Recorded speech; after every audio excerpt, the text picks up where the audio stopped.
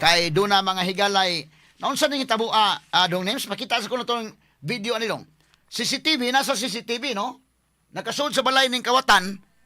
Unya karon nadakpan ning mga kawatan. Asa man tong CCTV ko na ni kani mo ni. Okay, mo ning kawatan. Nisud sa balay. Oh, nagsulot ba ni siya mga higala og nagkalo? Unya dayon jacket ba ni siya? Unya dayon mura mag-camouflage sing iyang kalsones. Nag-short ni puruntong. Isod klaro mang naong ani di ay, no? Naa sa CCTV. Unsa may gipanguha niya sud ba ni sa balay? So wala siya magdahom nga naa CCTV sud sa balay kung maohon ni mga sugid tiba minaw. Okay. Maoning hitabua sud sa balay mga higala. Oh. So morning unsa man kay nadaan niya ato dagag pagtagad mga sugid tiba minaw nakasud ni sa balay. Doon na baka mga higalay gigubaan ni nga bintana or unsa baka? Mo ni mga higala unya nagpatabang ning maong gipost ni siya mga sukit paminaw. Nya karon na dakpa ni kining maong ni Sods balay. Atong klarohon sa mga higala unsa may gikawat niya kung kawatan manggaling ni. Pero unsa man po imong sudlon sa laing balay kay?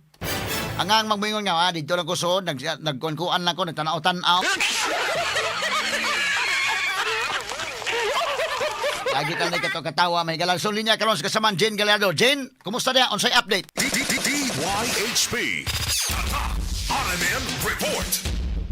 Yes, Attorney Rufil, ganhigid nato sa Lapu-Lapu City ang mahitungod ni ining usa ka kawatan nga nakitaan gyud sa CCTV nga nisod sa usa ka balay, Attorney Rufil. Ang initial gid nato nga nakuha nga impormasyon na ang kini nga maong panghitabo ni adto ning pagbag-ong tuig, Attorney Rufil, ato sa pagbuto-buto sa mga pabuto atong higayuna kani pong nga kawatan, Attorney Rufil, kay naninguha pod na ning kamot ni siyang sulod sa usa ka balay sa sud sa usa ka compound dinhi sa dakbayan sa Lapu-Lapu ato ni Rufil.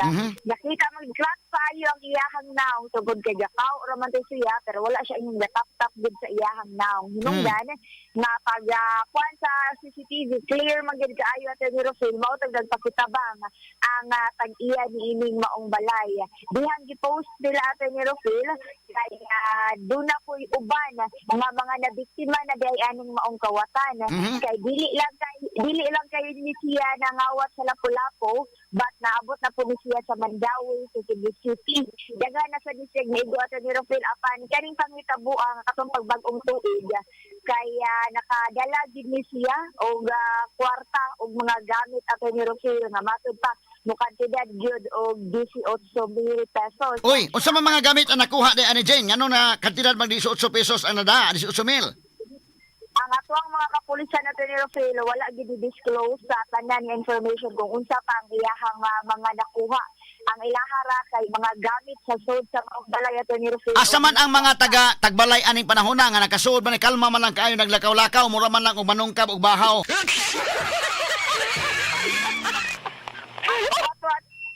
Attorney Rufil nga naa sa gawas kaya nagsugat man sa bagong tuig. So nalingaw Attorney Rufil nga kani siya kaya kalma ra gid kaayo nga nisod nga mura ra gid guwa kaya ato ibawan pud Attorney Rufil notado na kaayo ni siya nga kawatan nga musud-sud lang bisan kinsa ka ganiha ato gidunta nga gisuwayan og kuha sa iyahang habig na hinabi nato siya off air sa mga Attorney Rufil ang iyahang gingon nga gisugo ra siya doon na siya kauban na itong higayuna nga nisugo niya nga kana mabalay sudla na kay daghan ginagamit din na daghan kaayo kag mada. So gisugo siya ang iyang pasabot kunuhay nga nay nagsugo niya kawat gyapon. Gihapon na ito ni Rufil. Wa sa ina kasaman dyan nga New Year man no sudla ng balaya kanay biko diha.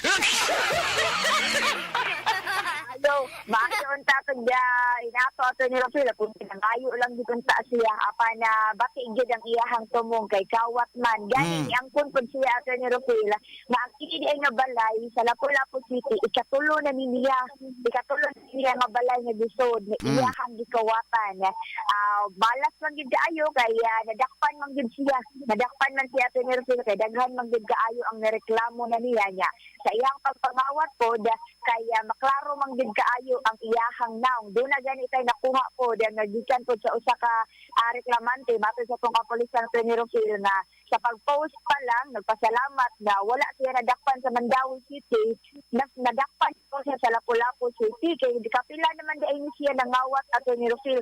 Pero taga Cebu City gid siya taga Opera. Oy. Silingan na Ngano ni abot man sa diya sa Lapu-Lapu o taon na kasama siya taga-upra ana mga abot og upo no pangawat.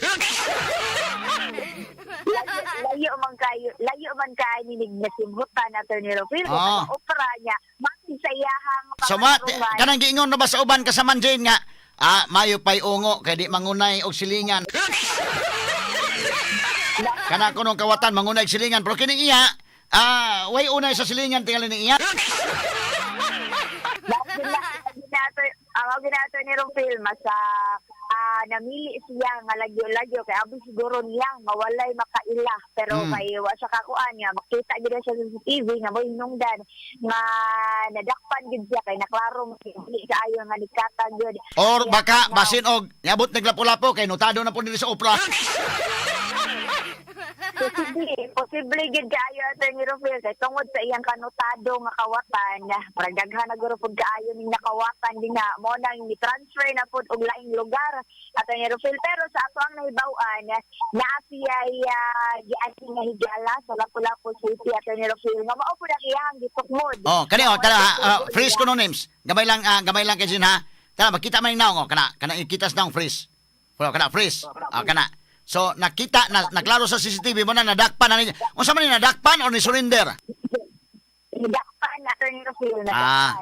Okay, so at least hinabi nimo ganina sa off air ni angkon sad siya kasama Jane.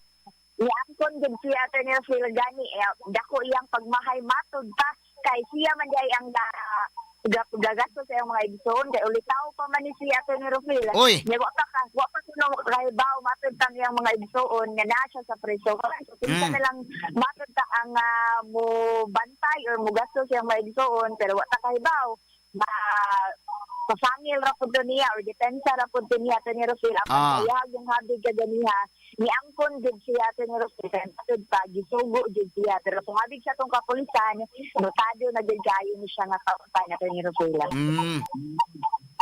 But so far mauna ang ato ang nakuha gyud ato ni Nirofil nga ka impormasyon mahitungod diini nga maong kawatan nga nakita sa CCTV dinhi sa dakbayan sa Lapu-Lapu apan na mo kuha gihapon ta og dugang impormasyon ani ilabi na gyud nga makuha pud nato ang kinatibuk ang investigasyon nga gihimo pod sa ato ang mga kapulisan nga pinaagi pod sa paghatag sa ilang pwesto na ato ni Nirofil. So far mauna ang ato ang nakuha dinhi sa dakbayan sa Lapu-Lapu kauban ako sa tong Armed Patrol atong Speed Pilot Rajuman Jesse Sumampong. Ako sa Banginyo Rajuman Jane Gallardo, DYHP. Sa top, Parliament. Number 1 sa balita. Number 1 sa komentaryo. Number 1 sa drama. At number 1 sa serbisyo publiko. DYHP RMN Cebu. The official overall number